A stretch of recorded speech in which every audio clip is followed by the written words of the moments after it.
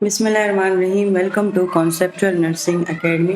आज के video lecture authentic Swat region के स्लाइड से बनाया गया है, जो कि बीएस नर्सिंग फर्स्ट सेमेस्टर के सब्जेक्ट फंडामेंटल ऑफ नर्सिंग का यूनिट 5 है। चूँकि ये चैप्टर बहुत ज़्यादा बड़ा है तो इसमें जो है वो हम डिफरेंट पार्ट्स में इसको कवर करेंगे। तो आज के पार्ट में हम वाइटल साइन और टेम्परेचर को कवर करेंगे। ये हमारे आज के ऑब्जेक्टिव्स हैं जिनको हम वन बाय वन कवर करेंगे। तो सबसे पहले हम बात करते हैं वाइटल साइन की। ये हमारे पास एक ऐसा इंडिकेटर है, यानी ये एक ऐसे अलामात हैं जो कि हमारे बॉडी का फिजियोलॉजिक स्टेटस बताते हैं कि वो नॉर्मल है या वो एबनॉर्मल की तरफ जो है वो जा रहा है। अब वो जो हमारे पास जो है फिजिकल इन्वायरमेंट और साइकोलॉजिकल स्ट्रेसर्स होते हैं। अब ये चीज़ें क्या हैं? जो कि हमारे इर्द गिर्द की चीज़ें होती हैं जो हमारे फिज़िकली इफ़ेक्ट कर रही होती हैं, जो फिज़िकल इन्वायरमेंट की चीज़ें होती हैं। दूसरा वो स्ट्रेसर, ये जो हमारी बॉडी में स्ट्रेस प्रोड्यूस करते हैं। हर वो चीज़ जो कि हमारी बॉडी में स्ट्रेस रिस्पॉन्स को जो है जनरेट करेगी तो वो स्ट्रेसर कहलाता है। वो साइकोलॉजिकल स्ट्रेसर, यानी जो हमारे जो है ब्रेन पर स्ट्रेस डालता है। तो ये जो है हमारे पास इसके रिस्पॉन्स पर जो हमारी बॉडी की फिजियोलॉजिकल स्टेटस जो है वो चेंज होता है, उसको हम किस तरीके से मेजर कर सकते हैं। वाइटल साइन जो है वो हमें अपना स्टेटस बताते हैं। ये जो वाइटल साइन होते हैं इनको कार्डिनल साइंस कहते हैं, क्योंकि ये बहुत ज़्यादा इंपॉर्टेंट होते हैं। इनमें हमारे पास टेम्परेचर, पल्स, रिस्पायरेशन और ब्लड प्रेशर हमारे पास आता है। ये जो 4 वाइटल साइन हैं इनकी मदद से हमें अपनी बॉडी की कंडीशन का पता चलता है। और ये जो है हम वाइटल ऑर्गन्स, जो हमारी बॉडी के लाइफ सस्टेनिंग ऑर्गन्स हैं, ये हम वहाँ से जो है वो उनकी फाइंडिंग्स को जो है वो मेजर करते हैं। ये जब हम एक एक को तफसील से पढ़ेंगे तब आपको इससे अच्छी से समझ आ जाएगी। अब अगर हम इसके प्रॉपर डेफिनेशन की बात करें तो इनको हम कार्डिनल साइन इनकी इम्पोर्टेंस की वजह से कहते हैं, क्योंकि ये हमारे पास हेल्थ स्टेटस के जो है वो इंडिकेटर होते हैं। यानी कि ये हमें अपने सर्कुलेटरी, रिस्पायरेटरी, न्यूरल और इंडोक्राइन बॉडी फंक्शंस के बारे में जो है वो बताते हैं। इनमें हमारे पास जो है टेम्परेचर, पल्स, रिस्पायरेशन और ब्लड प्रेशर आता है। अब जो 5 और 6 हैं इनकी अपनी एक स्टोरी है। ये जो हमारे पास पेन है ना, इसको 5th वाइटल साइन जो है वो इसलिए कहा गया है क्योंकि ये पहले वाइटल साइन का हिस्सा नहीं है। मतलब बड़ी सतह पर अगर देखा जाए तो जो पेन है वो वाइटल साइन का हिस्सा नहीं है। हमारे पास 4 ही हैं, लेकिन जो इसको जो है 5th वाइटल साइन इसीलिए कहा गया है क्योंकि ये इन चारों को जो है वो इफ़ेक्ट कर सकता है। यानी पेन की वजह से टेम्परेचर इंक्रीज डिक्रीज हो सकता है, पल्स इंक्रीज डिक्रीज हो सकती है, रिस्पायरेशन इफेक्ट हो सकता है, ब्लड प्रेशर। इस वजह से हम इस पेन को जो है वो 5th वाइटल साइन कहते हैं। एंड ऑक्सीजन सेचुरेशन जो है हमारे पास रिस्पायरेशन का ही एक सब टाइप है, जिसमें हम देखते हैं कि हमारे ब्लड में कितने परसेंट ऑक्सीजन जो है वो हेमोग्लोबिन कैरी करता है। जो रिस्पायरेशन होती है उसमें ऑक्सीजन होती है, वो ऑक्सीजन हमारे ब्लड के थ्रू बॉडी के डिफरेंट पार्ट्स तक पहुंचती है। तो जब हम इसी सेचुरेशन, ऑक्सीजन सेचुरेशन को मेजर करते हैं तो वो ऑक्सीजन सेचुरेशन कहलाता है। अब ऐसी क्या टाइमिंग है जिसमें हम वाइटल साइन लेते हैं? एडमिशन के टाइम पेशेंट को एडमिट करना है रूटीन बेसिस पर, यानी कि अगर आप क्लिनिक पर जाएं, आप बीमार हैं तो अगर आप क्लिनिक पर जाएंगे तो वो सबसे पहले आपके वाइटल साइन चेक करेंगे। या आप किसी जगह से ट्रीटमेंट करा रहे हैं तो हर एक क्लिनिक में, हर एक स्केड्यूल में जो है वो आपके रूटीन बेसिस जो है वो चेक होंगे। उसके बाद कोई भी प्रोसीजर, इन्वेसिव प्रोसीजर जिसमें जो है वो इन नीडल और ये जो कोई भी नोकीली चीज़ हमारे पास इन्वॉल्व होती है तो उसको हम इन्वेसिव प्रोसीजर, इसमें बेसिकली हम स्किन में जो है स्किन में हम टेयर पैदा करते हैं। अगर कोई किसी का अपेंडिक्स का ऑपरेशन होता है तो उसको भी जो है स्किन कट करके जो है वो अंदर काम करते हैं, यानी उस जो अपेंडिक्स होता है उसको निकाल लेते हैं। तो ये हमारे पास इन्वेसिव प्रोसीजर। तो उससे पहले और उसके बाद में, या कोई भी मेडिकेशन के एडमिनिस्टर से पहले और बाद में हम चेक करते हैं, या अगर हमें पेशेंट की कंडीशन में थोड़ी सा भी फ़र्क नज़र आता है तो हम उस सिचुएशन में चेक करते हैं। और अगर हम कोई भी नर्सिंग इंटरवेंशन कर रहे हैं, यानी कि हम अपने पेशेंट को जिस तरह मेडिकेशन की हमने बात कर ली, इन्वेसिव प्रोसीजर्स की बात कर ली, या इसी तरह जो हम पेशेंट को बेड बाथ देते हैं हमारे पास, तो ये इस तरह की जो नर्सिंग इंटरवेंशन हम करते हैं तो वो उससे पहले और उसके बाद में भी जो है वो हम वाइटल साइन को चेक करेंगे। अच्छा, कोई भी मेडिकल इमरजेंसी होती है, यानी कोई भी पेशेंट मेडिकल इमरजेंसी के सिचुएशन में आता है तो उस सबसे पहले उसका वाइटल साइन चेक किया जाता है, क्योंकि ये बॉडी का स्टेटस बताते हैं। अब हम अपने फर्स्ट वाइटल साइन की बात करते हैं। जो बॉडी टेम्परेचर है वो कैसे बैलेंस होता है कि हमारी बॉडी में जितनी हीट प्रोड्यूस होगी उतनी ही हीट जो है वो लॉस होगी, यानी जितनी हीट प्रोड्यूस हुई और उतनी ही हीट माइनस हो गई तो वो बॉडी टेम्परेचर बैलेंस रहेगा। अब हमारे पास दो काइंड्स ऑफ टेम्परेचर, एक हमारे पास कोर टेम्परेचर है और एक हमारे पास सरफेस टेम्परेचर है। अब जो कोर टेम्परेचर होता है ये हमारे पास बॉडी के अंदर का टेम्परेचर है, यानी ये डीप टिश्यूज का जो है वो टेम्परेचर होता है। और जो हमें फीवर होता है या जो हमारा जो है हम हाइपोथर्मिक कंडीशन में जाते हैं, यानी जब हमारे पास बॉडी का टेम्परेचर बिल्कुल जो है वो लो हो जाता है, तो बेसिकली वो हमारे कोर टेम्परेचर पे चेंजेस आती है। ये जो है ये टेम्परेचर हमारे पास कांस्टेंट रहता है, और अगर इस टेम्परेचर में कोई चेंजेस आ जाए तो वो फिर हम उसको एबनॉर्मल कहेंगे। वो हमारे पास फीवर हो सकता है, हाइपोथर्मिया हो सकता है। तो वो जो चेंजेस आती हैं वो कोर टेम्परेचर में जो है अगर आ जाए तो वो एबनॉर्मल होती हैं, जबकि वो कांस्टेंट रहता है। अब हम अपने सरफेस टेम्परेचर की बात करते हैं। ये टेम्परेचर जो है वो इन्वायरमेंट के साथ अटैच होता है, उसके मुताबिक चेंज होता रहता है। यानी कि अगर आप किसी कमरे के अंदर आए हैं और उस कमरे का जो टेम्परेचर है, फॉर एग्जांपल वहाँ पर हीटर लगा हुआ है, तो आप उस कमरे में जैसे ही एंटर करते हैं तो उससे पहले आपकी स्किन जो है वो ठंडी होती है, लेकिन जैसे ही आप उस कमरे में एंटर करते हैं तो आप अपने स्किन को देखें तो आपकी स्किन जो होती है वो कुछ देर बाद गर्म हो जाती है। इसी तरह अगर आप किसी गर्म इन्वायरमेंट से जो है किसी ठंडे इन्वायरमेंट में चले गए, यानी कमरे कमरे गर्म था और आप दोबारा से आप बाहर चले गए, बाहर जो है वो ठंड पड़ रही थी, तो आप जैसे ही बाहर गए तो आप देखें तो आपकी स्किन ऑटोमेटिक फिर से जो है वो कूल हो जाएगी। तो ये आपका जो है सरफेस टेम्परेचर होता है। अब जब हम नॉर्मल बॉडी टेम्परेचर की बात करते हैं तो हम बेसिकली कोर टेम्परेचर की बात करते हैं। सरफेस टेम्परेचर हमारे पास चेंज होता रहता है, अगर हम किसी भी इन्वायरमेंट में हैं उस इन्वायरमेंट के मुताबिक या राइज करता है या फॉल करता है। जो नॉर्मल टेम्परेचर होता है जो हम ओरली किसी अडल्ट के लिए मेजर करते हैं तो सेंटीग्रेड में थर्मामीटर से हम टेम्परेचर को मेजर करते हैं, और उसके अंदर दो स्केल होते हैं। अगर हम सेंटीग्रेड के अकॉर्डिंग देखें तो 36 से 38 डिग्री सेंटीग्रेड जो है ये नॉर्मल रेंज है, और अगर हम फ़ारेनहाइट में उसको देखें तो 96.8 से 100 फ़ारेनहाइट। अब इसको एमसीक्यूज़ के लिए नोट करें। अच्छा, अभी हम बॉडी टेम्परेचर के रेगुलेशन की बात करते हैं।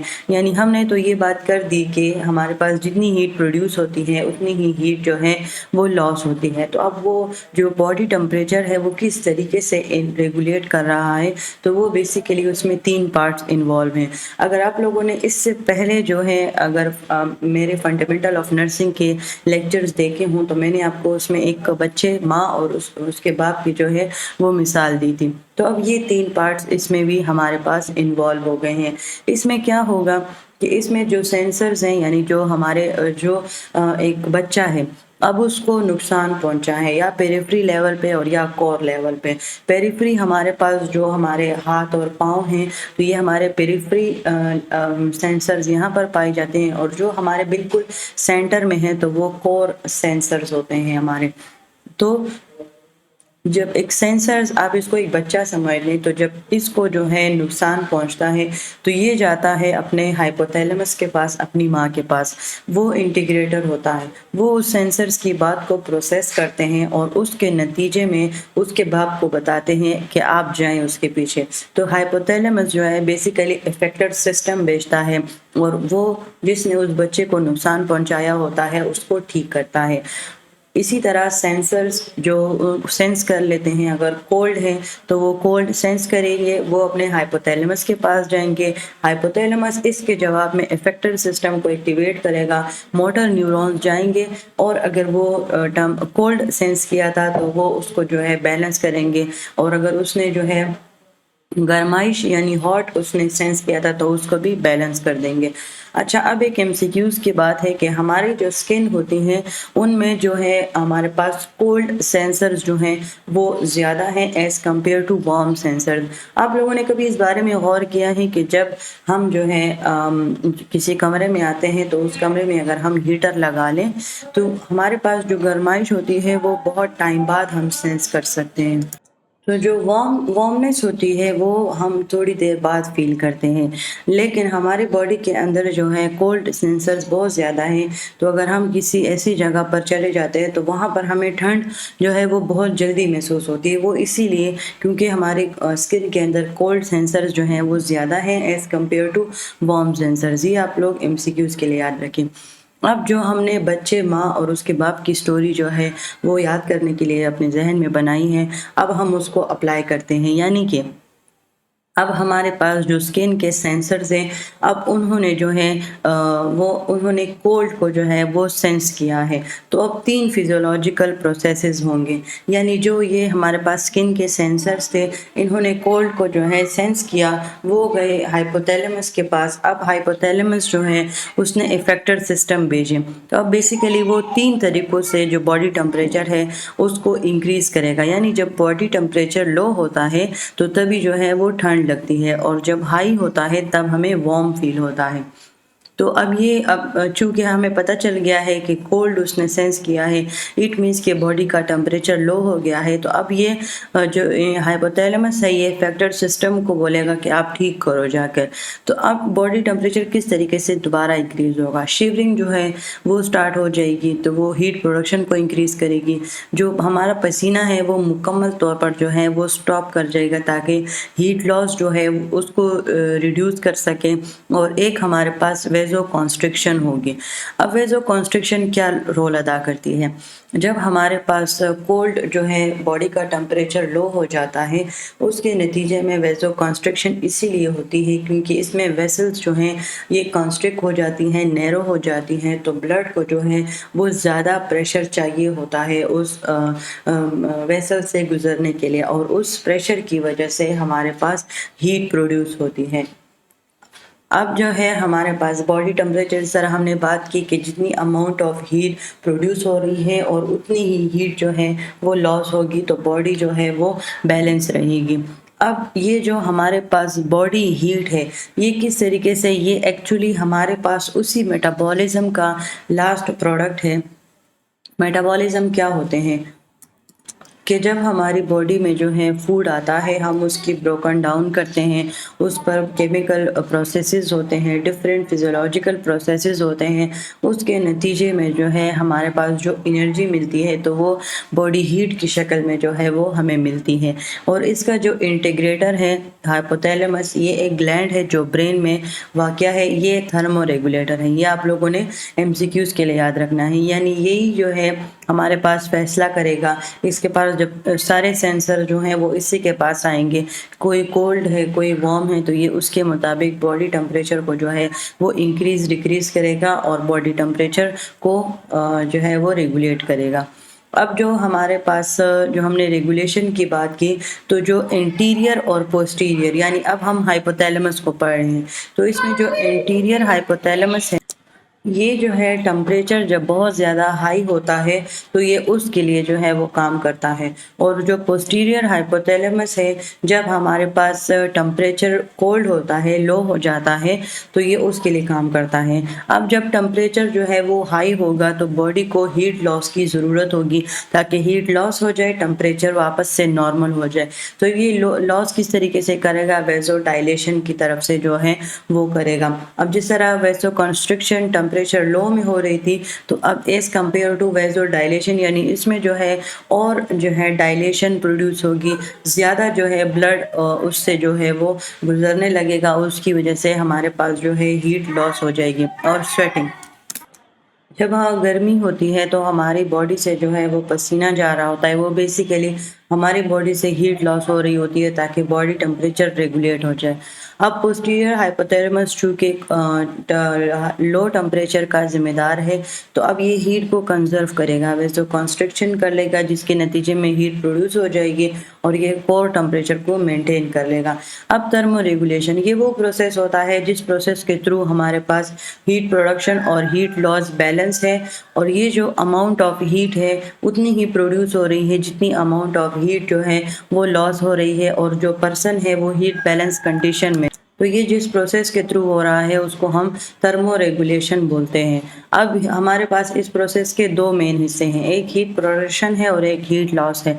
हीट प्रोडक्शन को हम थर्मोजेनेसिस और हीट लॉस को हम थर्मोलाइसिस बोलते हैं। ये एमसीक्यूज के लिए नोट कर लें। अच्छा, अब थर्मो रेगुलेशन जो है ये हमारे पास फीडबैक मैकेनिज्म्स के थ्रू जो है वो चलता है। जिस तरह हमने बात की कि थर्मो रेगुलेटरी सेंटर हमारे पास हाइपोथैलेमस है, तो ये जो थर्मो रेगुलेटरी सेंटर है इसका रेगुलेटरी रिस्पांस में हमारे पास ऑटोनॉमिक, सोमैटिक, एंडोक्राइन और बिहेवियर चेंजेस हमारे पास आते हैं। तो सबसे पहले हमारे पास आता है फीडबैक सिस्टम, यानी इसमें हमारे पास वही रिसेप्टर, कंट्रोल सेंटर और इफेक्टर शामिल होते हैं। रिसेप्टर वो सेंसर्स होते हैं जो चेंज को वो करते हैं, सेंस करते हैं, फिर जाते हैं अपने कंट्रोल सेंटर के पास, वो उसको प्रोसेस करते हैं, फिर उसके मुताबिक जो है वो फैसला करते हैं और आउटपुट भेज देते हैं। वो आउटपुट जो है वो इफेक्टर सिस्टम के शक्ल में होता है और वो जाता है और अपना जो रिस्पांस है वो प्रोड्यूस करता है। अब इसमें एक नेगेटिव फीडबैक होगा और एक पॉजिटिव फीडबैक होगा। जो पॉजिटिव फीडबैक होता है ये बेसिकली जब हमारे पास टेम्परेचर जो है वो लो हो जाए और बॉडी जो है वो रेगुलेट करने के लिए टेम्परेचर को हाई करने की कोशिश करती है। यानी पॉजिटिव फीडबैक मैकेनिज्म वो मैकेनिज्म होते हैं जिसमें बॉडी एक चीज़ की प्रोडक्शन को जो है वो ज़्यादा करती है। नेगेटिव जिस तरह हमारे पास टेम्परेचर हाई हो जाता है तो जिस मैकेनिज्म में बॉडी जो है वो चीज़ उस चीज़ को जो है वो कम करती है तो वो नेगेटिव होता है। अब अगर टेम्परेचर के अकॉर्डिंग बात करें तो जब टेम्परेचर हाई होता है तो उसको रेगुलेट करने के लिए उसको कम करना पड़ता है, तो वो नेगेटिव फीडबैक है।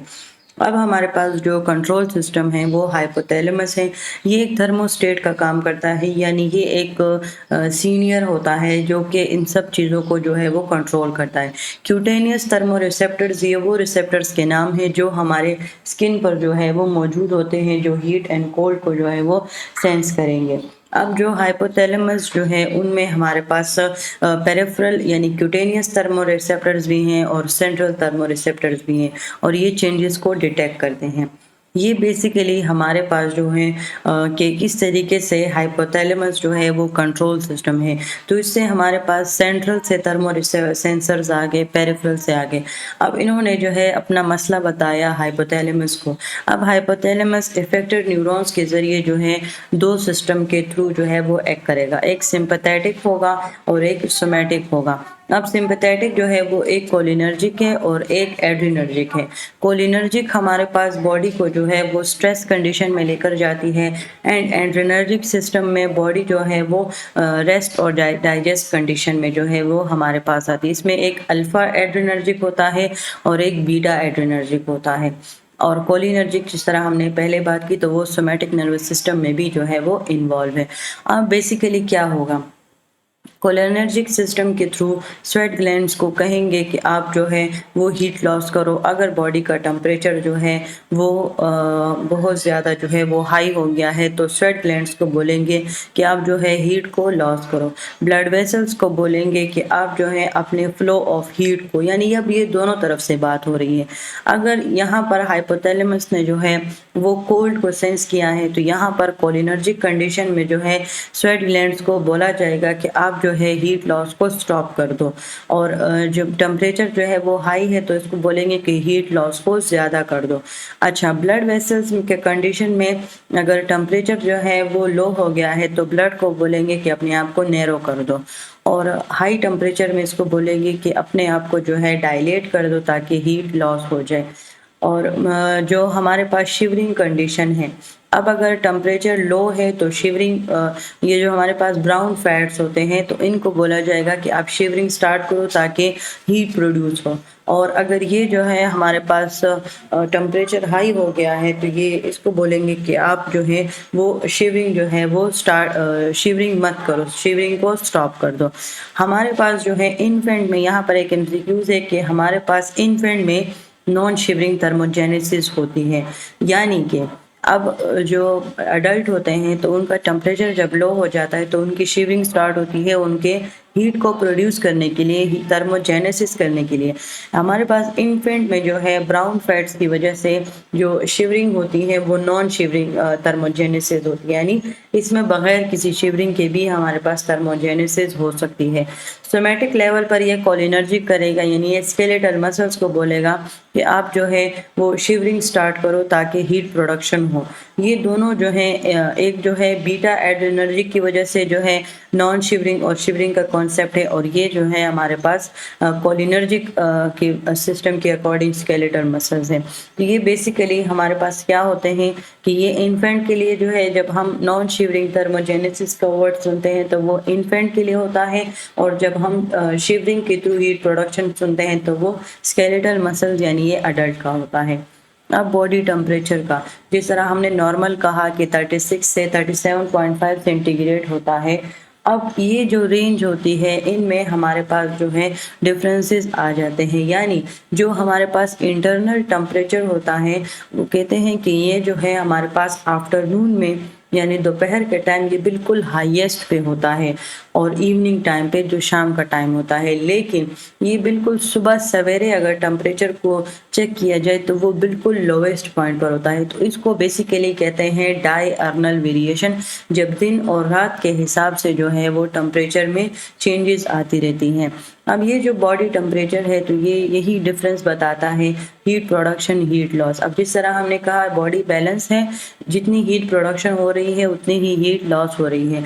अगर ज़्यादा हीट प्रोडक्शन होने लगे और हीट लॉस जो है वो रुक जाए तो बॉडी टेम्परेचर हाई हो जाएगा, और अगर हीट लॉस ज़्यादा हो जाए और हीट प्रोडक्शन कम हो जाए तो बॉडी टेम्परेचर जो है वो लो हो जाएगा। और सरफेस टेम्परेचर की हमने बात कर ली कि सरफेस टेम्परेचर तो फ्लैक्चुएट करता रहता है, इन्वायरमेंट के साथ चेंज होता है। अब थर्मो रेगुलेटरी सेंटर हमारे पास जो है वो हाइपोथैलेमस है, जो कि थर्मल रिसेप्टर्स के जो सेंसर्स हैं उनको सेंस करता है, और उसके जवाब में जो है वो अपना जो इफेक्टर सिस्टम है उसको एक्टिवेट करता है। जब हमारे पास कोर टेम्परेचर 41 डिग्री से हाई हो जाए या 34 डिग्री से लो हो जाए तो अब ये बॉडी की जो है वो ये इंडिकेट करता है कि बॉडी टेम्परेचर में जो है वो फर्क आ गया है। अब हमारे पास हीट गेन, अब बहुत से मुख्तलिफ प्रोसेसेस हैं जिसके थ्रू हमारे पास जो हमारे टेम्परेचर रेगुलेशन है वो हीट को प्रोड्यूस कर रही है, वो वेजो कॉन्स्ट्रिक्शन कर रही है। और दूसरा पिलोमोटर मसल्स हैं हमारे पास जो कि हेयर्स और हेयर्स पे होते हैं, यानी ये हेयर्स को सराउंड करते हैं जो हमारे स्किन पे जो हेयर्स हैं, तो ये क्या हो जाए, ये कॉन्ट्रैक्ट हो जाते हैं जिसकी वजह से हीट लॉस जो होती है वो रुक जाती है, इससे भी हीट प्रोडक्शन जो है वो हो जाती है।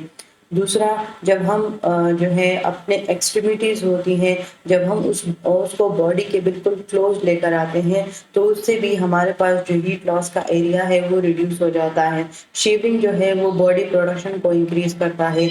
इसी तरह हमारे पास एपिनेफ्रिन एक हार्मोन है जो कि ग्लैंड से सिक्रेट होता है, उसकी प्रोडक्शन से भी हीट लॉस जो है, हीट प्रोडक्शन ज़्यादा हो जाता है। थायराइड हार्मोन है, ये भी हमारे पास ग्लैंड से सिक्रेट होता है, इसकी प्रोडक्शन से भी हमारे पास हीट प्रोडक्शन होती है। अब हीट लॉस में कौन कौन से मैकेनिज्म शामिल हैं, तो सबसे पहले अगर ब्लड वेसल्स डायलेट हो जाएं, जिस तरह के टेम्परेचर को कम करने के लिए वेजो डायलेशन होती है, तो उस डायलेशन से भी बॉडी टेम्परेचर जो है वो लो हो जाएगा। फिर कहते हैं कि हमारे बॉडी में जो है बड़ी तादाद में आर्टरियो वीनस शंट्स, यानी ये एक दरवाज़ा टाइप होता है जो कि हमारे स्किन के अंदर जो है वो पड़ा होता है। ये जो है ब्लड को आर्टरी से जो है वीनस को जाने तक ये हमारे पास एक दरवाज़ा है जिसके थ्रू आर्टरी से जो है ब्लड वीनस में जाता है। तो जब ये शंट ओपन होते हैं, यानी ये जो दरवाज़ा होता है ये जब खुला होता है तो इसके से आसानी के साथ जो ब्लड जो है वो आर्टरी से वीनस में जा रही है, तो वो आसानी से जो स्किन होती है और उसके सराउंडिंग एनवायरनमेंट होता है उसमें भी जो है वो बॉडी हीट वो फ्रीली लॉस हो रही होती है। लेकिन जब ये हमारे पास बंद हो जाते हैं तो इसकी मदद से जो हीट होती है वो अंदर ही रह जाती है, वो बाहर की तरफ जो है वो लॉस नहीं होती। अब ये जो ब्लड फ्लो होता है, जो हमने हीट लॉस की बात की, तो ये बेसिकली जब ये बंद हो जाएगा तो जो हीट लॉस होगी वो उससे रुक जाएगी। तो जो ब्लड फ्लो है एवी शंट का वो कंट्रोल होता है डिफरेंट सिंपैथेटिक नर्वस सिस्टम में, और वही इसको जो है अकॉर्डिंग टू द सिचुएशन जो है वो इसको ओपन और क्लोज करेगा। अगर हीट को जो है वो लॉस करना है तो वो ओपन कर देंगे, और अगर हीट को जो है वो प्रोड्यूस करना है यानी बॉडी के अंदर ही उसको जो है वो रुकवाना है तो वो जो है वो उसको हम बंद कर देंगे। अच्छा, जो स्वेटिंग होती है उसकी वजह से भी हमारे पास जो है वो हीट लॉस होती है। अब रेडिएशन, ये जब हमारी बॉडी से जो है एयर करंट्स के थ्रू जो है वो रेडिएशन होती है, यानी हमारी जो हीट होती है वो रेडिएशन के थ्रू, एयर के थ्रू हमारी बॉडी से जो है वो आउट हो रही होती है।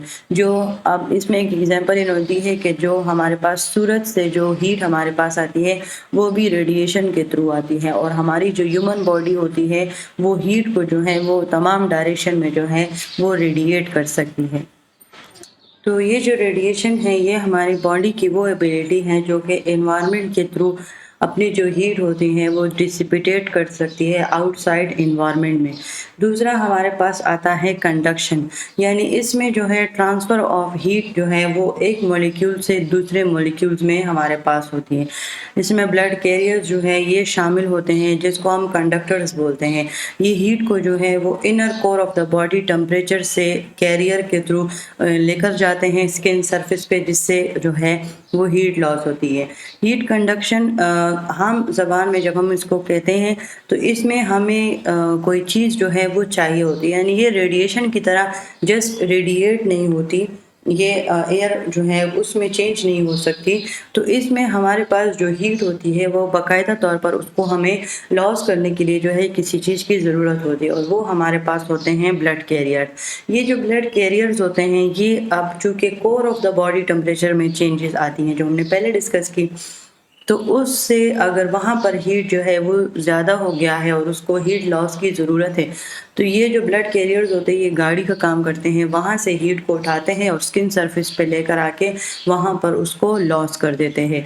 अब जब हमारे पास अगर जो है गर्म मौसम होता है तो हमारी जो बॉडी होती है तो वो ब्लड वॉल्यूम को जो है वो इंक्रीज़ कर सकती है हीट की मदद से। यानी उस टाइम क्या होता है कि हमारे पास वही जो हीट होती है वो ब्लड कैरियर के थ्रू जो है वो बॉडी से जो है वो लॉस होती है, जिसकी वजह से ब्लड वॉल्यूम जो है वो इंक्रीज़ होता है। अब हमारे पास आता है फीवर और पायरेक्सिया, यानी जब हमारे पास कोर बॉडी टेम्परेचर जो है वो अपने नॉर्मल जो हमने रेंज पढ़ी है उससे जब हाई हो जाए तो जो है हमारे पास वो फीवर कहलाता है। इसमें बेसिकली जो हमारे पास हाइपोथैलेमिक सेंटर ने, यानी जो हमारे पास थर्मो रेगुलेटरी सेंटर है हाइपोथैलेमस, उसने एक पॉइंट सेट किया है। अगर उस पॉइंट से हमारे पास जो चेंजेस आ जाएं टेम्परेचर के अकॉर्डिंग, हम कहते हैं कि टेम्परेचर का जो रेंज होता है उसके अकॉर्डिंग जब चेंजेस आ जाएं वो एलिवेट कर जाए तो वो फीवर या पायरेक्सिया कहलाता है। तो अब जो फीवर होता है जो हाइपोथैलेमस उसको रेगुलेट करता है, यानी हमारे जो टेम्परेचर है उसमें थोड़ी बहुत चेंजेस आती रहती हैं और बॉडी मुसलसल हाइपोथैलेमस उसको मुसलसल रेगुलेट कर रही होती है, लेकिन ये ज़्यादा 41 डिग्री से जो है वो अबव नहीं जाती। अब जो है फीवर जो है किसी भी वजह से हो सकता है। अगर हमारे बॉडी के अंदर जो है वो माइक्रो ऑर्गेनिजम्स जो हैं वो आ जाते हैं और वो सब्सटेंस जिनको हम पायरोजेंस बोलते हैं, यानी डिफरेंट चीज़ें जब हमारे पास मिल जाती हैं और वो हमारे बॉडी टेम्परेचर एलिवेशन का जो है वो एक ज़रिया बन जाती हैं। कुछ पायरोजेंस यानी पायरोजेंस हम सिंपल टर्म जितने भी हमारे पास वो दुश्मन जो कि हमारे फीवर को कॉज कर रहे हैं उन सब को मिलाकर बस हमने उसको एक पायरोजिन का नाम दिया है। तो अब कुछ पायरोजिन इतने कैपेबल होते हैं कि वो हाइपोथैलेमस को डायरेक्टली जो है वो इफेक्ट करते हैं और उसका जो सेट पॉइंट होता है वो उसको इंक्रीज कर देते हैं। और कुछ पायरोजेंस इस तरह होते हैं कि वो इनडायरेक्टली इफेक्ट शो करते हैं, यानी वो एक्सोजीनियस पायरोजेंस होते हैं जिनको जो है इनडायरेक्टली इफेक्ट करना होता है तो वो बहुत घंटे लगाते हैं अपना जो इफेक्ट है। उनका इफेक्ट क्या होगा?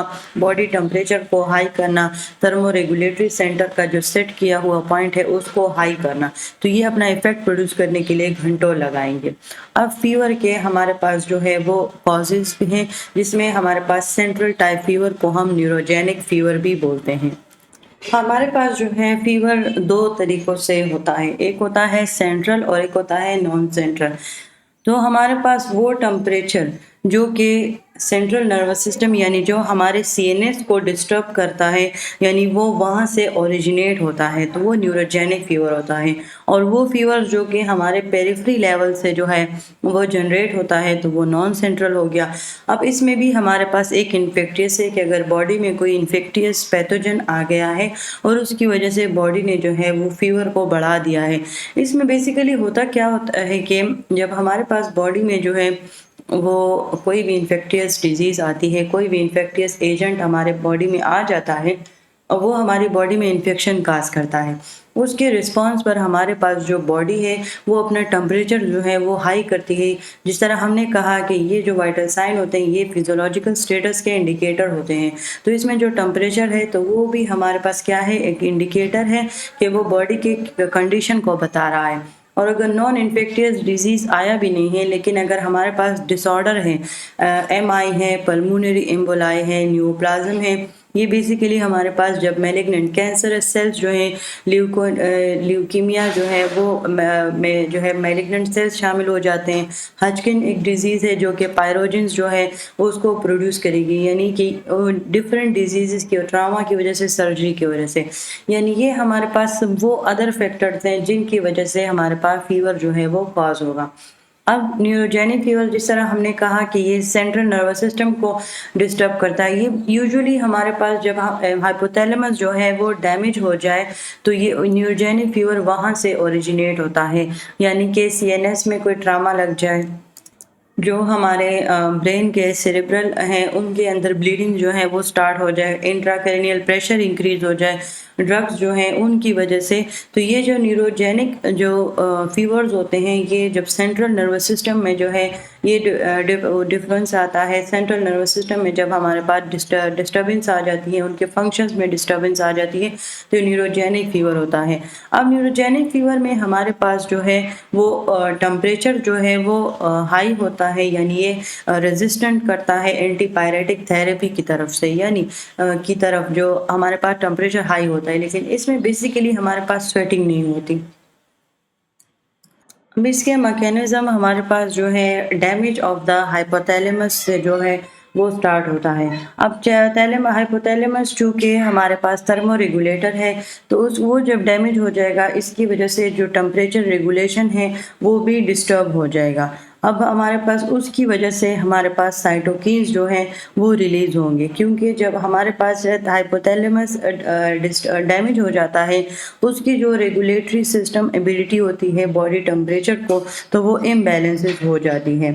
तो जो इंजरी और जो डैमेज हुआ है हमारे ब्रेन को, हमारे स्पाइनल जो वो है हमारे हाइपोथैलेमस को, उसको जो डैमेज हुआ है उसके नतीजे में हमारे पास साइटोकिन्स जो हैं वो रिलीज़ हो जाएंगे, जो बेसिकली हमारे पास एक सिग्नलिंग का काम करेंगे, जो कि मॉलिक्यूल्स को सिग्नलिंग प्रोवाइड करेगा जो कि टेम्परेचर की रेगुलेशन को अफेक्ट करेंगे। अब जो साइटोकिन्स होते हैं ये हमारे पास हाइपोथैलेमस को भी साथ साथ स्टिमुलेट कर रहे होते हैं ताकि वो जो अपना बॉडी टेम्परेचर है वो इंक्रीज कर ले, जो उसने अपना जो सेट पॉइंट किया होता है वो भी इंक्रीज होता है।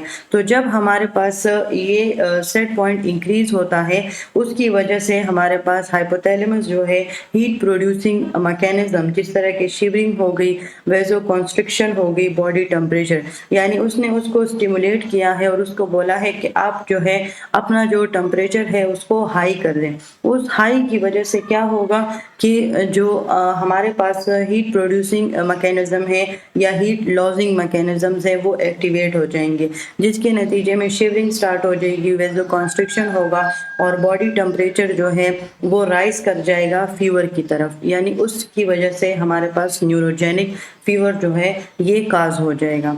अब हमारे पास इसके जो की प्लेयर्स हैं उनमें हमारे पास हाइपोथैलेमस है, साइटोकिन्स है और फिर उसके बाद जो है हमारे पास हीट प्रोड्यूसिंग मैकेनिज्म है, जिसके एंड रिजल्ट हमारे पास न्यूरोजेनिक फीवर की शक्ल में निकलता है। ये हमारे पास वही स्टोरी है। तो इसके लिए आप लोगों ने वही स्टोरी याद रखनी है कि किस तरीके से जब हमारे पास हाइपोथैलेमस को, सेंट्रल नर्वस सिस्टम को डिस्टरबेंस काज होती है तो उसके नतीजे में हमारे पास तो वो जो इंजरी काज हो जाती है तो वहाँ पर हमारे पास डिफरेंट इम्यून सेल्स जो हैं वो एक्टिवेट हो जाते हैं, जिसमें इंटरल्यूकिन 1 है, हमारे फेगोसाइट्स हैं, मैक्रोफेजेस वगैरह हैं। तो सब जो है उस इंजरी साइट पे चले जाते हैं और वो इन्फ्लेमेशन को जो है वो काज करते हैं। फिर उसी इन्फ्लेमेशन के नतीजे में हमारे पास साइटोकाइन्स रिलीज होता है जो कि जो हमारे पास सेट पॉइंट होता है हाइपोथैलेमस का उसको इंक्रीज कर देता है और न्यूरोजेनिक फीवर काज हो जाती है। ये हमारे पास बेसिकली जो स्टोरी हमने पढ़ी है तो ये उसको डायग्रामेटिकली थ्रू आप लोगों को इजी समझाने के लिए जो है ये बनाया गया है। अब फीवर का इफेक्ट अगर इम्यून फंक्शन पे आया है तो ये इम्यून सिस्टम की जो एक्टिविटी होती है, यानी स्टिमुलेशन, इंटरफेरॉन प्रोडक्शन हो गया, टी सेल्स की एक्टिवेशन, उसको ये जो है वो ज़्यादा कर देगा। इसके अलावा ये कुछ माइक्रोबियल एजेंट्स हैं उनकी ग्रोथ को भी जो है वो इनहिबिट कर सकता है, क्योंकि कुछ माइक्रोबियल एजेंट इस तरह होते हैं कि वो नॉर्मल टेम्परेचर में ग्रो करते हैं। तो जब हमारे पास बॉडी टेम्परेचर जो है वो हमारे पास बिल्कुल हाई पे चले जाते हैं तो ये जो इन्फेक्टियस एजेंट होते हैं ये इनकी ग्रोथ जो होती है वो स्टॉप हो जाती है। इसके अलावा डिहाइड्रेशन काज हो सकती है, क्योंकि स्वेटिंग हो रही होती है फीवर में तो हमारे पास तो डिहाइड्रेशन भी जो है ये काज होती है। दूसरा मेटाबॉलिक इफेक्ट्स, यानी हमारे पास आप लोगों ने एक पॉइंट याद रखना है कि जो न्यूरोजेनिक फीवर होता है उसमें स्वेटिंग नहीं होती, लेकिन ये हम सिर्फ फीवर की बात कर रहे हैं, यानी हम इसमें न्यूरोजेनिक और उसका कॉन्सेप्ट नहीं करेगा। न्यूरोजेनिक इसमें आया तो न्यूरोजेनिक में स्वेटिंग नहीं होती, आम जो फीवर होता है उसमें स्वेटिंग होती है। इसके अलावा मेटाबॉलिक इफेक्ट में ये ऑक्सीजन की नीड को ज़्यादा करते हैं, हार्ट रेट ज़्यादा हो जाती है, रिस्पायरेटरी रेट ज़्यादा हो जाती है, प्रोटीन यूज़ जो है वो ज़्यादा होता है एनर्जी सोर्स के लिए।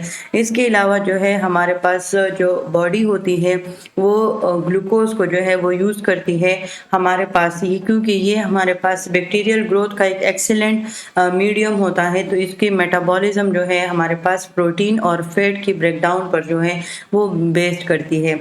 अब अगर प्रोलॉन्ग फीवर हो गया है तो ये इंडोजीनस फैट स्टोर्स जो होते हैं उसकी ब्रेकडाउन जो है वो ज़्यादा हो जाती है, और अगर फैट ब्रेकडाउन जो है वो ज़्यादा हो जाए तो मेटाबॉलिक एसिडोसिस बन सकता है। अच्छा, अब हमारे पास आता है टाइप्स ऑफ फीवर। अच्छा, इसका जो है आप लोगों ने एक पॉइंट याद रखना है कि इसके जो फर्स्ट और 4 आपने पहले सीखना है, इसके बाद आपने 2 और 3 सीखना है, यानी पहले आपने इंटरमिटेंट और रिलैप्सिंग सीखना है, उसके बाद आपने सेकंड और थर्ड सीखना है। इंटरमिटेंट और रिलैप्सिंग फीवर, अब इसमें जो है बॉडी टेम्परेचर हाई होगा लेकिन वो दोबारा से नॉर्मल पे आएगा। अगर वो हाई हो तो वैसे तो फीवर में चारों में हाई होगा, ठीक है, लेकिन अब हम पढ़ते हैं इंटरमिटेंट और रिलैप्सिंग फीवर। अब जिसमें बॉडी टेम्परेचर जो है वो हाई हुआ है लेकिन वो अपने नॉर्मल पे ज़रूर आएगा। अगर वो कुछ टाइम के लिए हाई भी हुआ है लेकिन वो अपने टाइम के साथ साथ दोबारा से जो है वो अपने नॉर्मल पे जो है वो आ जाएगा। लेकिन अब इनमें टाइम का फ़र्क आता है। अगर टेम्परेचर राइज होने के बाद जो है 24 24 घंटे के अंदर अंदर जो है वो वापस से नॉर्मल हो जाए तो वो इंटरमिटेंट फीवर है। रिलैप्सिंग फीवर, इसमें अगर फीवर को जो है वो कम होने के लिए जो है 1 से 2 दिन लग जाए, यानी वो हाई पे चला जाए और उसको दिन लग जाए वापस से नॉर्मल होने में, तो वो रिलैप्सिंग फीवर होता है। इंटरमिटेंट फीवर हमारे पास जो है बैक्टीरिया के नतीजे में एब्सेस या बैक्टीरियल एंडोकार्डाइटिस जो हो सकता है, उसके नतीजे में हमारे पास इंटरमिटेंट फीवर होता है, जो कि हाई हो जाता है लेकिन 24 घंटे के अंदर अंदर वापस से नॉर्मल आ जाता है। अब इसके कंट्रास्ट में रिलैप्सिंग फीवर है, ये भी हमारे पास फीवर जो है वो हाई होगा और अपने नॉर्मल तक आने के लिए जो है वो 1 से 2 दिन जो है वो भी लगाएंगे। ये भी हमारे पास इन्फेक्टियस डिजीज़ की वजह से टीबी हो गया, फंगल इन्फेक्शन हो गए, लाइम डिजीज़, मलेरिया, इस तरह के जो डिजीज़ होते हैं वो हमारे पास रिलैप्सिंग फीवर होते हैं। तो अब इन दोनों का फ़र्क समझ आ गया। अब हम अपने सेकंड और थर्ड के बारे में पढ़ते हैं। अब सेकंड और थर्ड का ये फ़र्क है कि ये कभी अपने नॉर्मल पे नहीं आएंगे, लेकिन रेमिटेंट में क्या होगा कि जो हमारे पास जो टेम्परेचर है वो हाई पर होगा और जो है कुछ देर बाद जो है फिर से 1-2 डिग्रीज का फ़र्क आ जाएगा, फिर से आ जाएगा। लेकिन इसमें ये होगा कि इसमें ये कभी नॉर्मल पे नहीं आएगा, ये हमेशा नॉर्मल से अबव होगा। इसके जो है हमारे पास जो अपर रिस्पायरेटरी ट्रैक इन्फेक्शन हो गए, ल्यूकीमिया हो गया, माइकोप्लाज्मा इन्फेक्शंस हो गए, इस तरह के जो इन्फेक्शंस होते हैं इसमें टेम्परेचर कभी भी अपने नॉर्मल लेवल पर नहीं आते, वो कुछ डिग्री से जो है वो चेंज होते रहते हैं लेकिन नॉर्मल पे नहीं आते। तो ये डिग्री का फ़र्क आ जाएगा। फॉर एग्जांपल अगर 37 से 38 डिग्री जो है वो नॉर्मल है, तो 37 डिग्री तक, तो इसमें अगर वो 38 से अबव कर जाता है तो वो कभी 39 पर होगा, कभी 40 तक चला जाएगा, कभी 40 से 41 हो जाएगा, कभी फिर 38 हो जाएगा। तो इससे हमारे पास क्या होता है कि ये वो कभी नॉर्मल पे नहीं, तो वो नॉर्मल पे नहीं आता, तो इस वजह से हम इसको रेमिटेंट फीवर बोलते हैं। अब हमारे पास आता है सस्टेन या कंटिन्यूस फीवर। अब इसमें भी वो अपने नॉर्मल पे नहीं आएगा, लेकिन इसमें कुछ पॉइंट्स का फ़र्क आएगा। यानी कि जो है अगर पहली दफ़ा पे आपने चेक किया तो वो 39.8 था, दूसरी दफ़ा पे आपने चेक किया वो 39.6 था, फिर तीसरी दफ़ा पे फिर चेक किया तो 39.7, यानी इसमें पॉइंट्स का फ़र्क आएगा, लेकिन ये भी कभी नॉर्मल पे नहीं आएगा। इसी तरह हमारे पास जो है फीवर के 4 स्टेजेस होते हैं।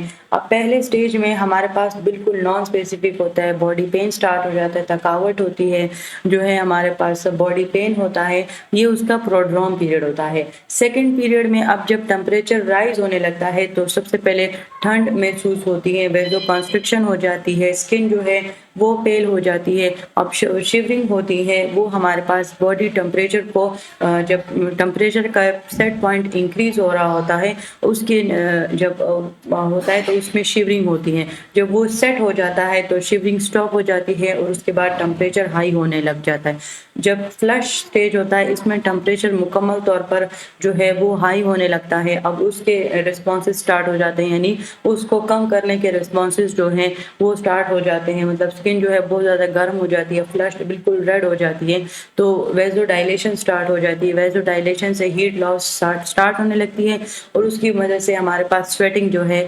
डिफरेंसेस स्टेज है उसमें स्वेटिंग स्टार्ट हो जाती है और फीवर चला जाता है।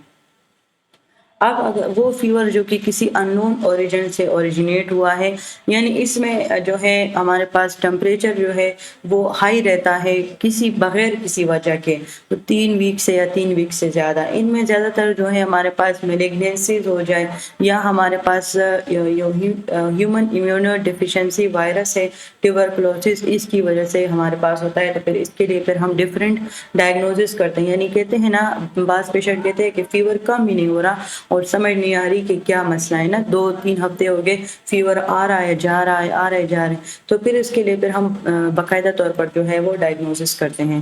अब हमारे पास वो प्रोसेसेस जिसके थ्रू बॉडी में हीट प्रोड्यूस होती है, तो सबसे पहले बीएमआर ये वो नंबर ऑफ कैलोरीज होती हैं जो कि हम जो फूड हमारे बॉडी के अंदर आता है उसकी हम बायोकेमिकल प्रोसेसेस के बाद उससे जो हम कैलोरीज ले लेते हैं तो वो असल में बेसल मेटाबॉलिक रेट होता है।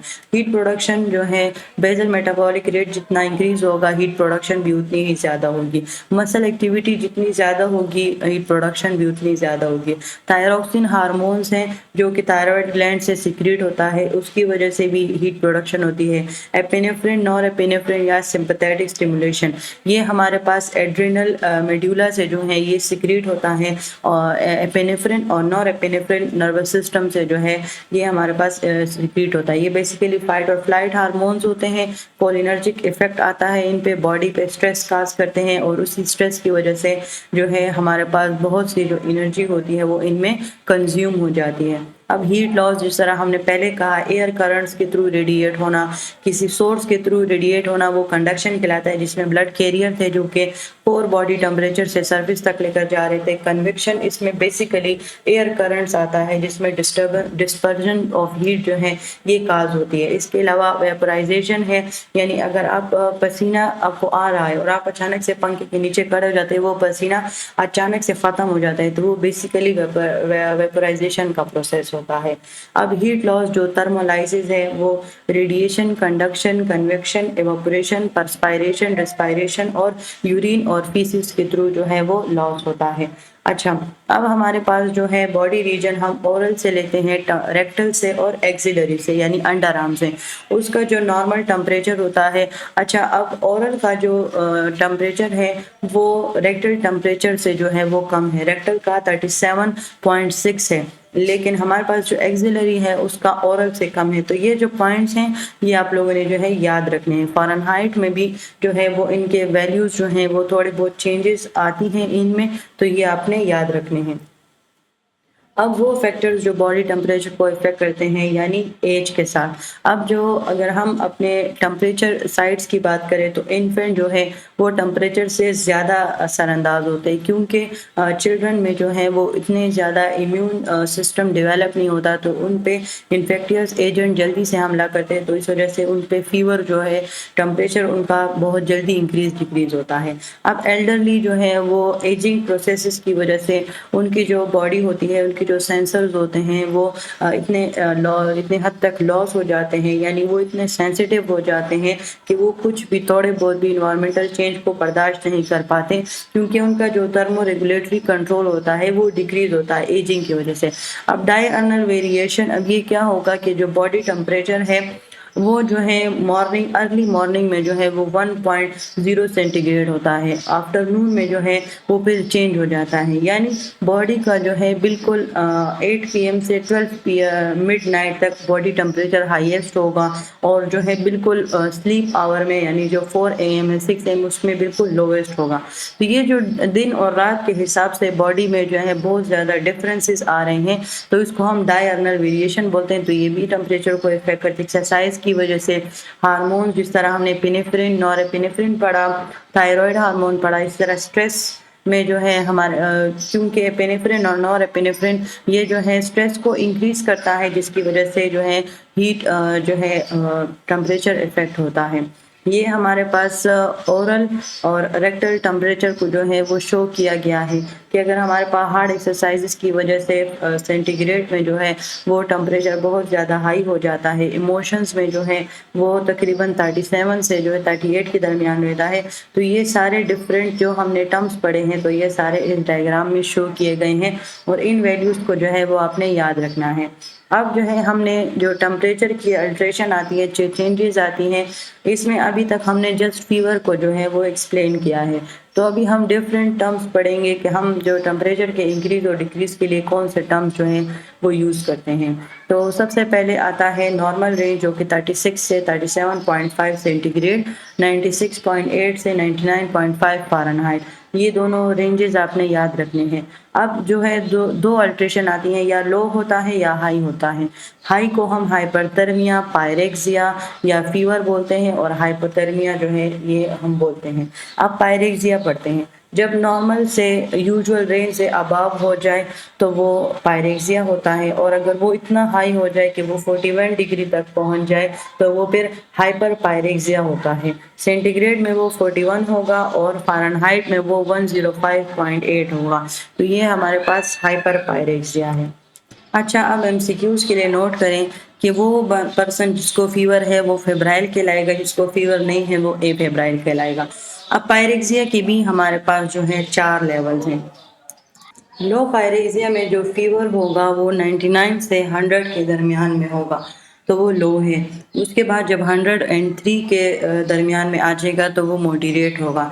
जब 103 से 105 के दरमियान में आ जाएगा तो वो हाई पायरेक्सिया है। और जब 105 से भी अबव चला जाएगा तो उसको हम हाइपर पायरेक्सिया बोलेंगे। ये आप लोगों ने याद रखने हैं। अब वो वही फीवर हमने पढ़ा था कि जिसमें हमने इंटरमिटेंट और रिलैप्सिंग फीवर, लेकिन वहाँ का फ़र्क ये था कि वहाँ पर जो है हमारे पास रिलैप्सिंग जो है वो 4 नंबर पे था, तो इस वजह से आपने इसमें कंफ्यूज नहीं होना। लेकिन आपने नाम याद रखने हैं कि इंटरमिटेंट और रिलैप्सिंग फीवर जो हैं ये एक जैसे होते हैं। इसमें जो टेम्परेचर होगा वो नॉर्मल पे आएगा, लेकिन अगर जल्दी आया तो इंटरमिटेंट है और लेट आया यानी 1 या 2 दिन लगे तो रिलैप्सिंग है। रेमिटेंट और कांस्टेंट में नॉर्मल पे नहीं आएगा, और लेकिन उसमें रेमिटेंट में पूरा सेंटीग्रेड का फ़र्क आ जाएगा और कांस्टेंट में जो है पॉइंट्स के हिसाब से चेंजेस होती रहेंगी, लेकिन ये दोनों जो है ये कभी भी नॉर्मल पे नहीं आएंगे। तो ये हमारे पास जो है हाइपोथर्मिया, यानी जब एवरेज यूजुअल रेंज से लो हो जाए तो वो जो है हाइपोथर्मिया कहलाता है। उसी तरह जब हाई होता रहे तो वो हाइपर पायरेक्सिया होता है। यानी यहाँ पर आप देखें तो जब 38 से 40 तक इसमें हमारे पास 3 लेवल्स ऑफ पायरेक्सिया जो है ये कंप्लीट होता है, जो 104 तक है। अब अगर वो 105 या उससे भी अबव चला जाए और ये 41 से अबव चला जाए तो ये हाइपर पायरेक्सिया होता है। और अगर 41 से अबव हो जाए तब भी डेथ काज हो सकती है, और अगर 35 से कम हो जाए सेंटीग्रेड में और 93 से कम हो जाए फ़ारेनहाइट में, उससे भी डेथ काज हो सकती है।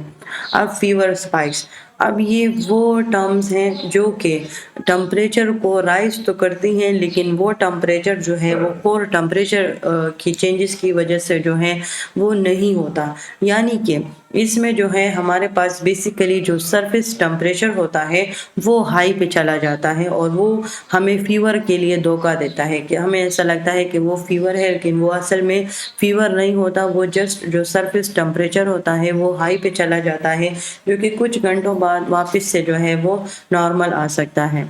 अच्छा, इसका एक पॉइंट ये भी है कि बैक्टीरियल के जो ब्लड इन्फेक्शन होते हैं वो भी फीवर स्पाइक्स काज कर सकते हैं, लेकिन इसमें बेसिकली हमारे पास टेम्परेचर को कुछ नुकसान नहीं पहुंचेगा।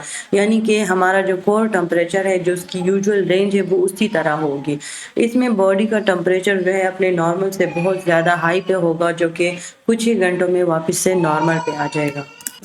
अब है हमारे पास इन्वर्स फीवर, यानी जो हमने डायअर्नल वेरिएशन पढ़ा था कि जो हमारे पास मॉर्निंग आवर्स में टेम्परेचर बिल्कुल लोवेस्ट पे होता है और दोपहर के टाइम या शाम के टाइम हाईएस्ट पे होता है। तो ये जो टेम्परेचर का डायअर्नल वेरिएशन आता है ये भी हमारे पास हाईएस्ट रेंज ऑफ टेम्परेचर को शो करता है, जिसकी वजह से इन्वर्स फीवर होता है। इन्वर्स फीवर हमारे पास क्रॉनिक इन्फेक्शंस में, मेलिग्नेंसीज में, या वो कंडीशन जो कि हाइपोथैलेमस को इफेक्ट करती है, इन्फ्लेमेटरी डिजीज़ के रिस्पॉन्स में भी हमारे पास इन्वर्स फीवर काज हो सकता है। अब हेक्टिक और स्विंगिंग फीवर, अब जब हाई और लो टेम्परेचर में बहुत ज़्यादा डिफरेंस आ जाता है तो तब हमारे पास, यानी ये बिल्कुल इस तरह होगा कि टेम्परेचर या पीक पर होगा और या बिल्कुल लो पर होगा, तो ये काज होगा। इसमें हमारे पास ट्यूबरक्लोसिस आता है, सेप्टिसीमिया, ब्लड इन्फेक्शन, एब्सेसिस, ये उस सिचुएशन में जो है वो सिक्रीट होते हैं, यानी हमारे पास ये जो फीवर होता है इसको प्रोड्यूस करते हैं।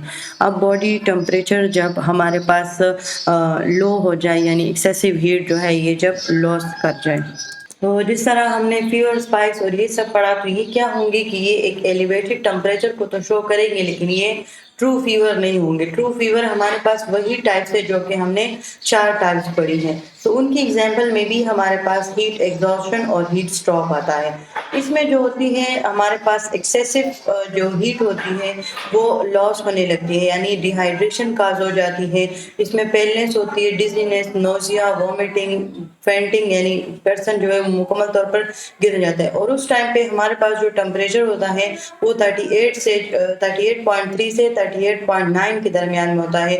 लेकिन ये इस तरह होता है कि ये ट्रू फीवर नहीं होता, ये फीवर के सिम्टम्स को शो कर रहा होता है लेकिन ये फीवर नहीं होता। इसी तरह हीट स्ट्रोक है, अब बहुत ज़्यादा जब हीट गर्मी बहुत ज़्यादा बढ़ जाती है और जब गर्मी का मौसम आता है या हैवी एक्सरसाइज की वजह से, तो उसमें जो स्किन होती है वो गर्म हो जाती है, फ्लश्ड हो जाती है, लेकिन अब इसका फ़र्क ये होता है कि इसमें स्वेटिंग नहीं होती। अगर आप उस टाइम टेम्परेचर को चेक करें तो वो 41.1 डिग्री होता है या 106 से भी हाई होता है, जो कि सर चकरा रहा होता है, अनकॉन्शियस हो जाता है या उसको सीज़र्स हो रहे होते हैं, लेकिन इसलिए हम ट्रू फीवर में नहीं कंसिडर करते, लेकिन उसके सिम्पटम्स जो हैं उसको ट्रीट करना ज़रूरी होता है, क्योंकि ये भी हमारे पास कॉम्प्लिकेशंस की वजह बन सकते हैं। अब ऑनसेट, कोर्स और अबैंडमेंट, जो पीछे हमने फेजेस पढ़े थे, तो पहले फेजेस में जो है अब क्या होगा कि फीवर आने लगेगा, तो अब ये जो है मतलब फीवर जब आने लगेगा इट मीन्स के टेम्परेचर राइजिंग पीरियड है ये, इसमें ठंड महसूस होगी, चिल्ड फेज होगा। अब कोर्स में वो फीवर आ गया है, यानी इससे पहले जो चिल्ड यानी जो ठंड महसूस हो रही थी वो इसमें नहीं होगी, इसमें टेम्परेचर अपने पीक लेवल पर जाएगा और वहाँ पर कांस्टेंट रहेगा, इसको हम प्लेटियो फेज भी कहते हैं। अब डिफरेंस फेड में क्या होगा कि इसमें जो टेम्परेचर है वो आहिस्ता आहिस्ता से कम होने लगेगा, स्वेटिंग जो है वो स्टार्ट हो जाएगी, स्किन जो है मुकम्मल रेड हो जाएगी, तो वो फ्लश फेज कहलाएगा। अब ये इसी की डिटेल है कि इसके क्या सिम्पटम्स शो होंगे। हार्ट रेट इंक्रीज होगा जब ऑनसेट यानी जब फीवर आ रहा होगा, जब चिल्ड फेज होगा उसमें रिस्पायरेटरी रेट इंक्रीज हो जाएगा, डेथ शिवरिंग स्टार्ट हो जाएगी, कोल्ड स्किन होगा और पेशेंट को जो है ठंड लगेगी, उसके जो नेल बेड्स हैं यानी उसके जो लिप्स हैं और जो नेल बेड्स हैं वो ब्लूइश हो जाएंगे, जिसको हम गूज फ्लैश कहते हैं, जो स्किन पर हमारे पास अपेयर होती है, स्वेटिंग जो है वो स्टॉप हो जाएगी।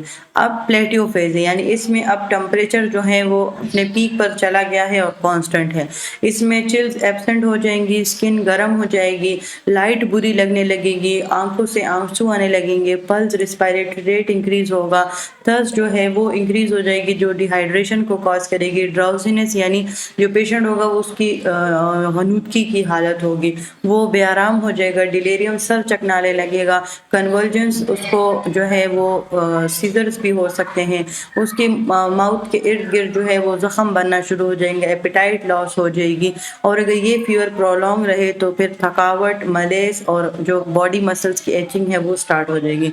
अब थर्ड फेज जो कि है हमारे पास फीवर अबैटमेंट या फ्लश फेज इसको हम देखते हैं। अब इसमें फीवर जा रहा होता है तो वो स्वेटिंग स्टार्ट कर देगा, स्किन गर्म होगी, फ्लश्ड हो जाएगी, शिवरिंग कम हो जाएगी, डिहाइड्रेशन जो है वो काज हो सके क्योंकि जो है स्वेटिंग जो है वो स्टार्ट हो गई है। तो ये हमारे पास जो है फीवर के स्टेजेस हैं। अब कहते हैं हाइपोथर्मिया क्या है। जब नॉर्मल टेम्परेचर से बॉडी टेम्परेचर लो हो जाएगा तो वो 95 या 35 तक आ जाएगा, तो उसमें हमारे पास हाइपोथर्मिया होगी। वो 3 फिजियोलॉजिकल मैकेनिज्म हमारे पास क्या है, यानी जिनकी वजह से हाइपोथर्मिया काज हो सकता है कि हमारी बॉडी से जो है एक हैवी अमाउंट में हीट जो है वो लॉस हो जाए, या जो हमने हीट बैलेंस पढ़ा था कि टेम्परेचर बेसिकली हमारे पास हीट प्रोडक्शन जितना होता है उतना ही हीट लॉस होता है। तो जब हमारे पास हीट प्रोडक्शन और हीट लॉस में जो है वो कमी आ जाती है, हीट प्रोडक्शन से हीट लॉस ज़्यादा हो जाता है, यानी हीट लॉस जो है वो ज़्यादा होने लगता है हीट प्रोडक्शन से जो है उसकी वजह से भी हमारे पास हाइपोथर्मिया काज हो जाता है, या हमारे पास जो हाइपोथैलेमिक फंक्शंस होता है वो डिस्टर्ब होता है। अब इसमें जो स्किन सेंसर्स होते हैं वो कोल्ड को सेंस करते हैं, और अगर ये जो कोल्ड जो है अगर ये बहुत ज़्यादा जो है वो टेम्परेचर लो हो जाता है तो ये जो हमारे अंडरलाइंग टिश्यूज़ होते हैं ये भी डैमेज हो जाते हैं, जो फ्रॉस्ट बाइट, यानी आप लोगों ने अक्सर ये जो पहाड़ साइड पे जो लोग रहते हैं उनको फ्रॉस्ट बाइट हो जाता है, यानी उनके जो ये नेल्स हैं या ये जो पाँव की उंगलियां हैं या ये जो कान हैं इसमें जो है ये ब्लैक हो जाते हैं, क्योंकि इनमें जो टिश्यूज़ होते हैं वो ज़्यादा ठंड की वजह से जो है वो डैमेज हो सकते हैं, जिसमें नाक, कान, हाथ, पाँव इसमें हमारे पास जो है ये परमानेंट ये डैमेज हो जाते हैं। अब हमारे पास हाइपोथर्मिया की क्लिनिकल मैनिफेस्टेशन क्या है, यानी इसमें बॉडी टेम्परेचर डिक्रीज होगा, पल्स और रेस्पिरेशन भी डिक्रीज हो जाएगी, साथ में जो है सीवियर शिवरिंग हमारे पास होगी स्टार्ट में, उसके बाद कोल्ड एंड चिल्स महसूस होने लगेंगे, जो स्किन होगी वो ठंडी होगी, जर्द होगी और वैक्सी टाइप होगी, फ्रस्ट बाइट हो जाएगा ये जब टिश्यूज डैमेज हो जाते हैं, हाइपोटेंशन, ब्लड प्रेशर जो है वो मुकम्मल तौर पर जो है यूजुअल रेंज से भी बिलो चला जाएगा, यूरिनरी आउटपुट डिक्रीज हो जाएगा, मसल कोऑर्डिनेशन और जो है उनमें जो है वो डिस्टर्बेंस आ जाएगी, डिसओरिएंटेशन हो जाएगी, ड्राउजीनेस होगी और जो कि कोमा तक भी जो है वो जा सकती है। अब हमारे पास जो है 2 टाइप्स हैं, एक होता है इंड्यूस्ड, ये जो है हम खुद करते हैं। किसी भी सर्जरीज़ के दौरान जो है वो हम हाइपोथर्मिया इंड्यूस करते हैं ड्रग्स के थ्रू, ताकि जो बॉडी टेम्परेचर है जब वो लो हो जाता है तो इसकी वजह से ऑक्सीजन की जो डिमांड होती है वो कम होती है, तो इसको हम सर्जरीज़ के लिए करते हैं, इसको हम इंड्यूस हाइपोथर्मिया। और एक होता है एक्सीडेंटल हाइपोथर्मिया, यानी ये जो है इमरजेंसी सिचुएशन में हो जाता है, यानी इसमें किसी का अमल दखल नहीं होता है। ये अगर कोल्ड इन्वायरमेंट की तरफ एक्सपोजर हो गया है, कोल्ड वाटर में इमर्स हो गया है, वो डूब गया है, या उसने क्लोथिंग यानी कि वो एक ऐसे इन्वायरमेंट में मौजूद है जहाँ पर बर्फ पड़ी है, ठंड है बहुत ज़्यादा, वहाँ पर वो उसकी क्लोथिंग ठीक नहीं है, उसका शेल्टर, उसकी हीट प्रोडक्शन ठीक नहीं है, तो उसकी वजह से भी एक्सीडेंटल हाइपोथर्मिया होगा। जो हमारे पास ओल्ड एज पीपल होता है तो ये प्रॉब्लम उनके मेटाबॉलिक रेट की डिक्रीज होने की वजह से भी अराइज हो सकता है, या वो जो सिडेटिव मेडिकेशन यूज़ कर रहे होते हैं उसकी वजह से भी जो है वो ये प्रॉब्लम उनको हो सकती है।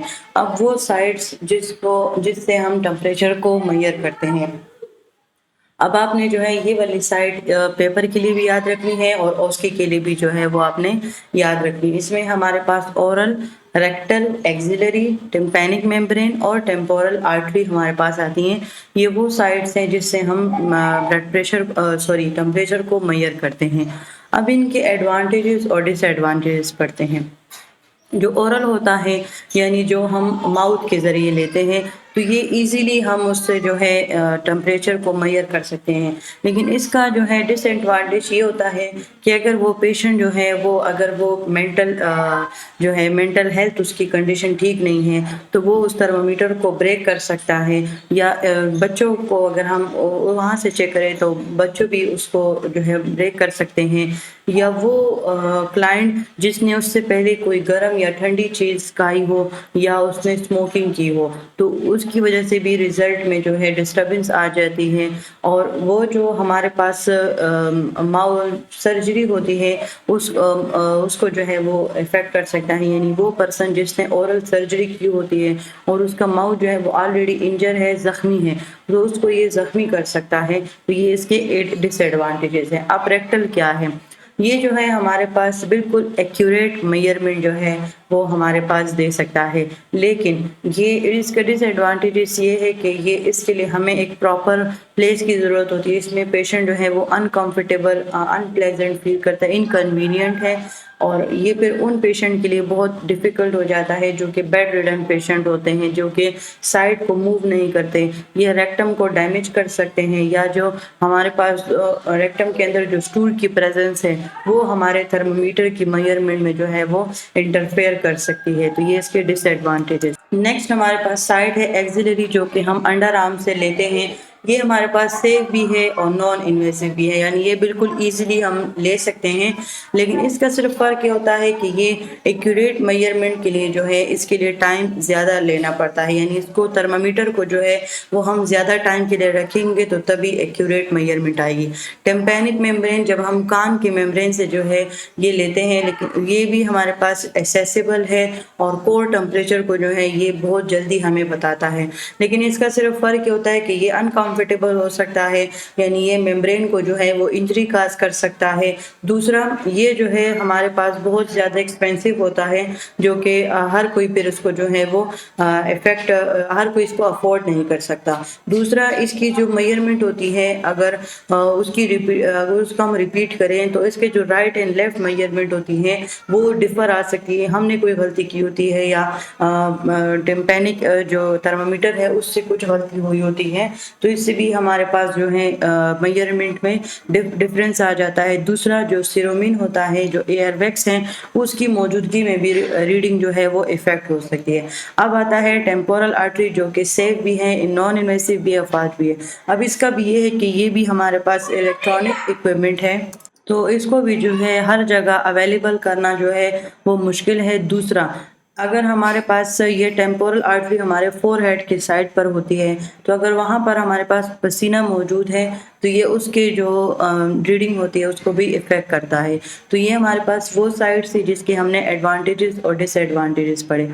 ये हमारे पास डिफरेंट टाइप्स ऑफ थर्मामीटर हैं, जिसमें हमने जो है ये हमारे पास मरकरी थर्मामीटर है, ये डिजिटल है, ये हमारे पास स्ट्रिप थर्मामीटर है, ये वन टाइम यूज़ के लिए होता है।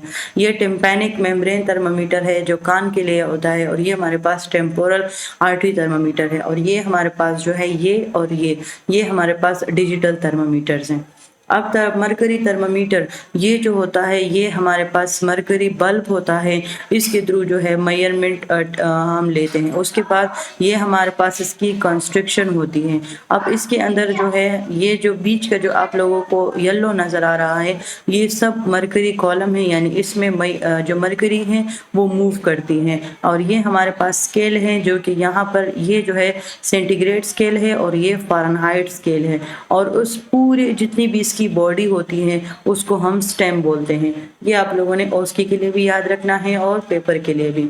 अब दो पार्ट्स हमने पढ़े। जो बल्ब है यानी ये एक नाजुक हिस्सा होता है जिसके अंदर मरकरी होती है, और ये इसी से हम मेजरमेंट करते हैं टेम्परेचर को, क्योंकि ये सेंसिटिव टू टेम्परेचर होता है तो ये जल्दी से उसको डिटेक्ट कर लेता है। अब स्टेम इस होलो ट्यूब को बोलते हैं। अब इस होलो ट्यूब के अंदर जो है वो हमारे पास स्केल्स मौजूद होते हैं, जिसमें फ़ारेनहाइट और सेल्सियस स्केल है।